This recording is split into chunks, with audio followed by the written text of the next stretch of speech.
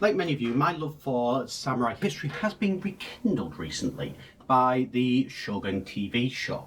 So, any topic that I enjoy, I like to try and bring into my miniature painting and wargaming in some way. So, let's paint some samurai.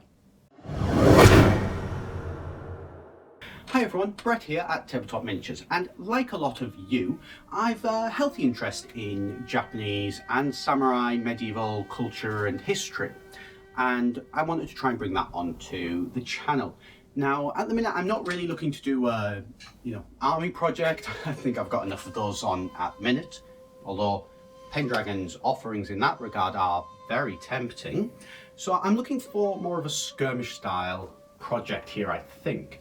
And Martin over at the Seventh Son YouTube channel has already done a couple of videos on a game called Test of Honout by Honout Games, and being vaguely aware of it, looks pretty much perfect to what I want. It's fast paced, action orientated, more about recreating samurai movies than being completely historically accurate, and yeah, that seems pretty interesting, so sign me up. And I bought myself the starter box, so came with the rules, the dice, cards, and also a Japanese samurai warband. So let's get on and paint some minis. So I've started by cleaning, which honestly for these minis was negligible, and getting them zenithal primed so that you can see them a little better. And I'm sure that people will agree that these metal minis are lovely.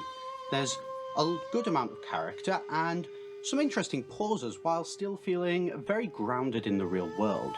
In particular, I really like the samurai that's charging forward with the yari. You can really feel the speed and the movement that's happening here. But getting on to painting these minis, for getting the base coats on, we're going to keep things nice and simple and throw down some contrast paint. Well, I say throw down, but okay, not really. I am trying to keep within the lines where I'm able and not letting things pool up too much. I just want to use the properties of the contrast paint to get some nice dark shades in the recesses and a strong colour over the area. But past that, I'm not too bothered about getting highlights or anything like that, which, to be honest, I don't actually think that contrast paints do all that well anyway, certainly not to the extent that I would want. There are a couple of competing ideas on this as to whether you should start with dark to light or work inside out in terms of painting order, but to be perfectly honest, I've never really given it much consideration, so I'll just jump around sort of depending on how I'm feeling at the time. So with that in mind, I'm going to start with the main armor panels. Now, I'm sure the Uesugi are more of a blue-purple from the images that I've seen, but I don't have one of those, so a rich purple will just have to do. I trust this will be fine though, I'm not too worried. It will be close enough for my purposes at least. And with these, I would recommend trying to avoid the ties holding the armor plates together, but if you can't, don't worry too much about it. As you'll see here, I certainly couldn't. We'll just have to come back in and clean those up later. I did also paint the back banners, but do pay attention to those because I'm going to run into some issues later on with that. If you want to follow along with this and paint your own, maybe don't do that step. You'll see why later.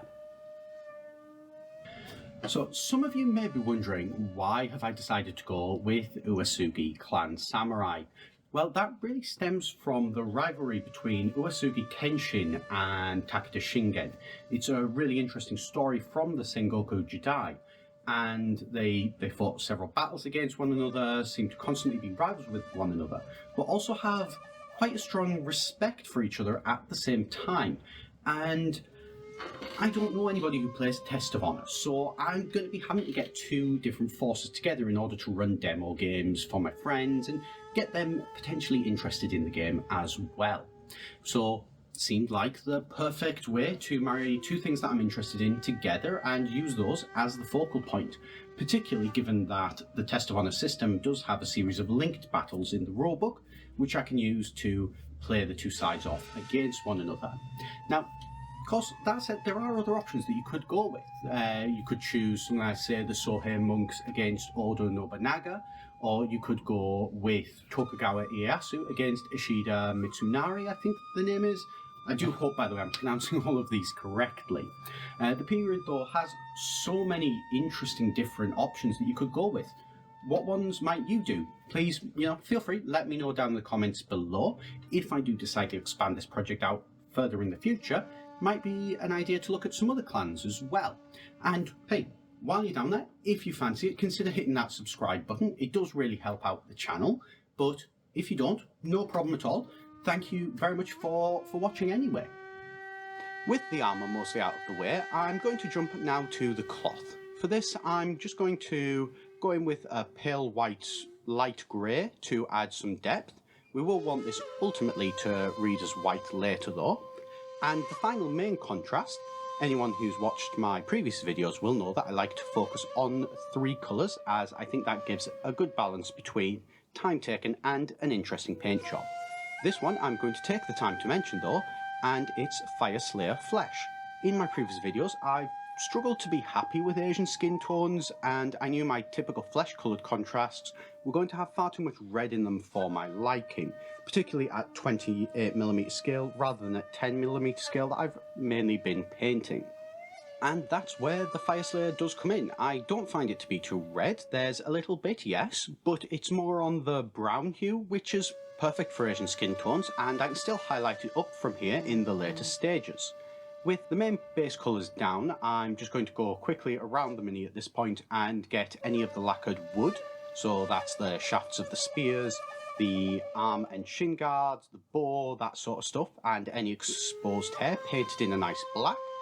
This does struggle a little with the polearms weapons though, so I would probably recommend doing either 2 coats or just highlighting up from a normal acrylic instead.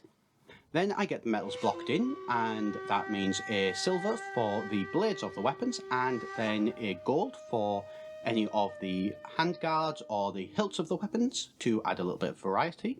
I also add in a yellow around the detailing on some of the cloth for the samurai, just to add in an extra colour and a little pop of interest.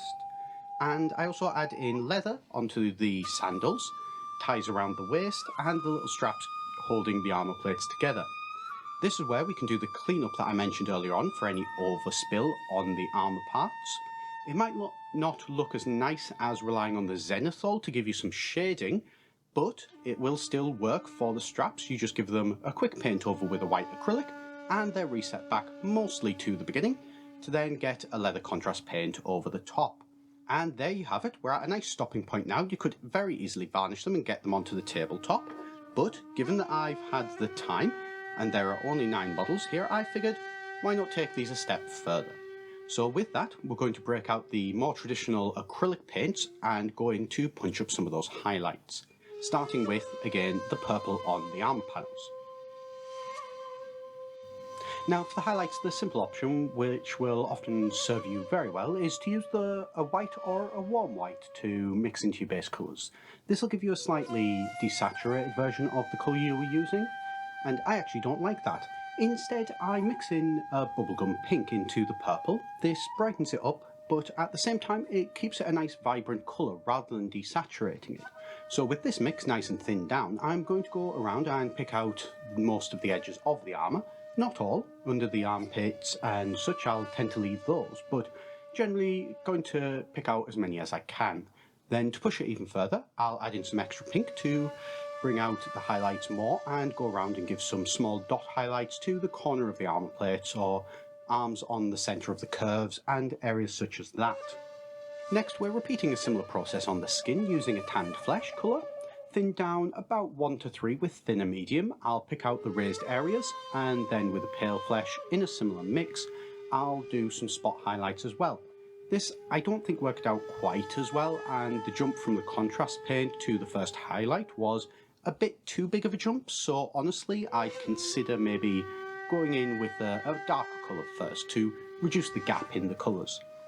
And this is the process that I pretty much followed around the whole miniature, so the white cloth, the black leathered wood and the metals, doing 2 steps of highlights each time to try and push the contrast up a little bit more than I typically would on a smaller scale mini or a mini that's intended for army level games. Finally, I'm going to add in a bit of a secret sauce to this to help separate out the colours and use a really thin brush with some black ink to panel line the main parts of the mini. So for this, if you try, you definitely want to be careful not to overload your brush, as the last thing that you're going to want is a big blob of black ink somewhere. Instead, you want just enough to be able to draw a thin straight line along any of the creases, like between the armour plates or where two different colours meet. This just helps to separate everything out and I think gives a really nice look to the mini. 3 foot away you might not be able to notice this so much. I still like it and think that it's worth the time to do, although perhaps it's longer than I would actually like it to take. So with that, I'm pretty much done with the painting, or so I thought, and time to finish off the banners. Now, I'm not an expert painter by any stretch, and samurai banners are pretty intricate to say the least, which is why I'm so glad decals exist. I found an amazing company online called Battle Flags. I'll put a link for them down in the comments below, who actually do Uesugi transfers. But there's where I ran into a problem. The transfers, at least these ones that I got, are semi-transparent. So as soon as I tried to put them onto the purple banners, you couldn't see anything. After a mini panic, I thought I had no choice but to repaint the banners, while following all of my previous steps of going back to a solid white, which is always fun, particularly on a large flat area like the banner, and then using contrast paints and a couple of highlights to get them back to the point where I could use the decals. I did admittedly consider for a moment trying some freehand painting. I could probably have done the red dot easily enough, though I did not trust myself to try to recreate the kanji on the banner and pretty quickly thought better of that idea. Luckily, I did end up doing some research onto this afterwards, and for those of you that are interested, these decals are for Uesugi Kenshin's dragon banner, which from examples I've come across was actually white anyway, so guess it all worked out. Although I did decide to keep the cloth that attached the banner to the pole as purple, just out of a little bit of stubbornness I guess. With all that drama out of the way, I've got the set of models finished. I just need to go get them based and we're ready to go. For this I'm using my ever favourite product of Geek Gaming Scenics, something I wouldn't be surprised if you were getting sick of me mentioning by this point if you've seen my other videos, but hey, I like the product. It's quick, easy and gives a realistic ground cover I've yet to see rivaled by any other company. But if you do know of any alternatives, let me know down below, I'd be happy to check them out. Well, there you go, that's the miniatures finished off. And what do you think of them? Are they something that you'd use in a game? Or would you like to maybe see some battle reports here on the channel? I will throw up some photos over here of them for you. I do still want to expand these out, mind you. I do have some unarmoured samurai that I'm considering painting up as Ronin. I do need to also get some Ashigaru to further expand on these lists. That is always the danger with skirmish games, really, isn't it? While you can only buy one box and be good to go, it's very tempting to try and give your warband, in this case, some nice variety and different things to pick and choose from. But those are future videos, I think, and I will very much look forward to seeing you there. So thank you very much, and I shall see you next time.